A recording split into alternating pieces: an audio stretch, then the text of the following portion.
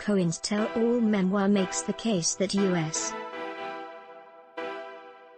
President Donald Trump is guilty of the same crimes that landed his former fixer in federal prison, offering a blow-by-blow account of Trump's alleged role in a hush money scandal that once overshadowed his presidency. Of all the crises Cohen confronted working for Trump, none proved as vexing as the porn actress Stormy Daniels and her claims of an extramarital affair with Trump.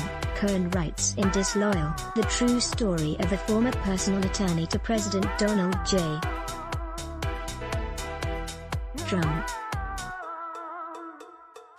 Trump, despite his later protestations, green-lighted the $130,000 U.S. payment to silence Daniels ahead of the 2016 election, reasoning he would have to pay his wife a far greater sum if the affair ever became known.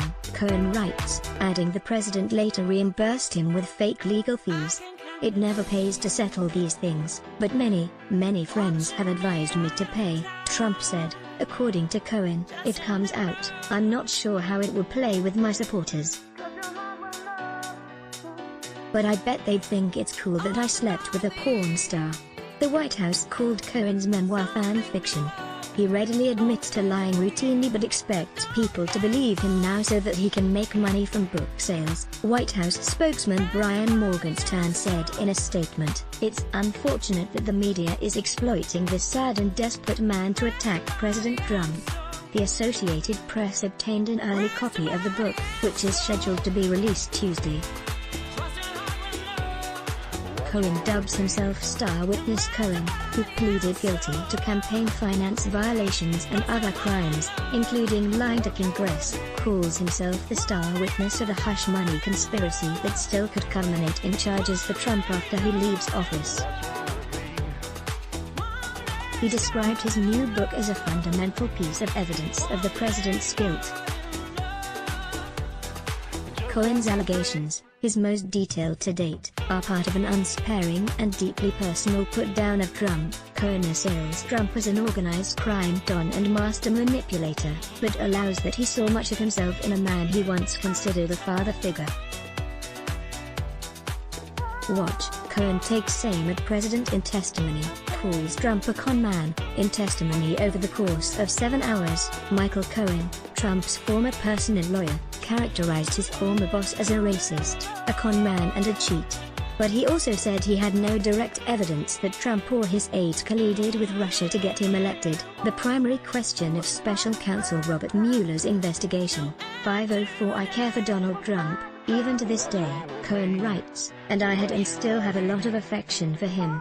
Cohen remains at a loss to explain his unswerving allegiance to a cutthroat businessman who abandoned him at the most vulnerable point in his life. He likens his fealty to Trump to a mental illness and said he thought of himself as acting like a drug user in need of an intervention. It seemed to my family that I wouldn't listen to anyone, not even the people who loved me most, as I gradually gave up control of my mind to Trump. Cohen writes, I confess I never really did understand why pleasing Trump meant so much to me. Cohen adds, to this day I don't have the full answer. To the Brink of Disaster, the memoir offers an introspective, and at times self-loathing, apology for the role Cohen played in Trump's political ascent. He urged Trump for years to run for president but now laments that his election led the nation and maybe even the world to the brink of disaster. I thought Trump was a visionary with a no-nonsense attitude and the charisma to attract all kinds of voters, he writes. But the real reason he wanted Trump in the White House, Cohen concedes, was because I wanted the power that he would bring to me.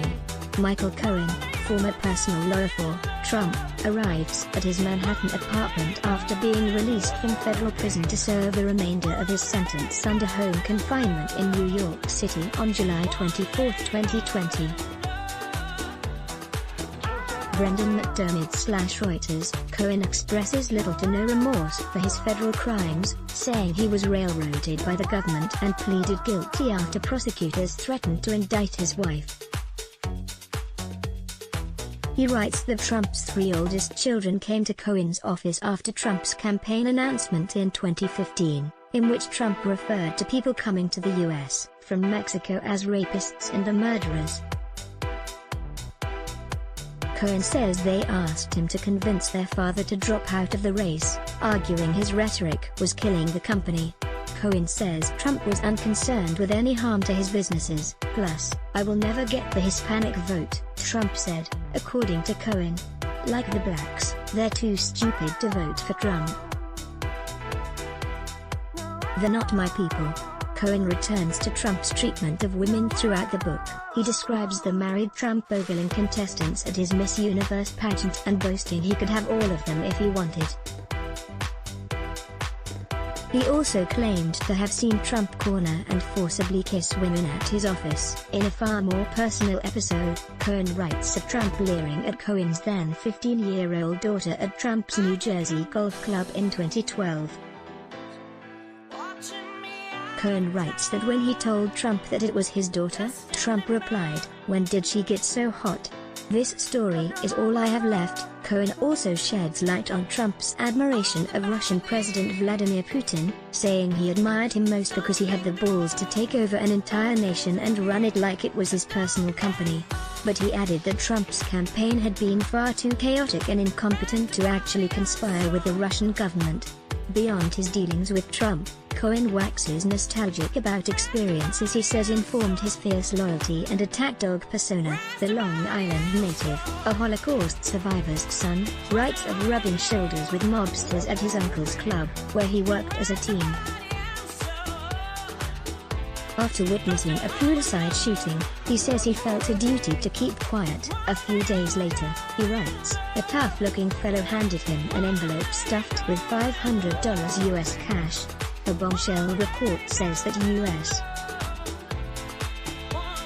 President Donald Trump directed his former fixer and personal lawyer Michael Cohen to lie during his testimony before Congress about a deal to construct a Trump Tower in Russia. Mike Seeger/Reuters, Cohen has led a publicity blitz around his memoir even as he serves his federal sentence on home confinement.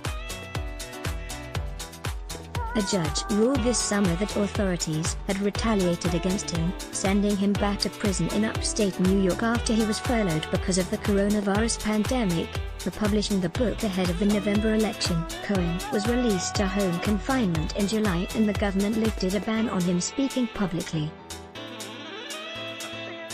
"This story is all I have left for my wife, my children and the country I love so much," Cohen writes. "Let's block ads. Why?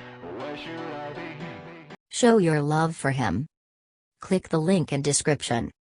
Thanks for watching.